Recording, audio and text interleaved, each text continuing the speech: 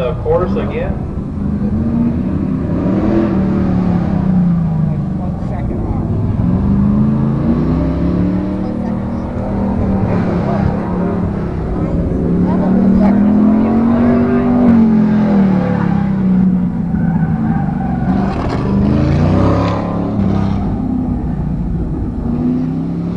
Some of the guys up here have been running consistent laps as they're letting their tires cool down and going to come back in a few minutes.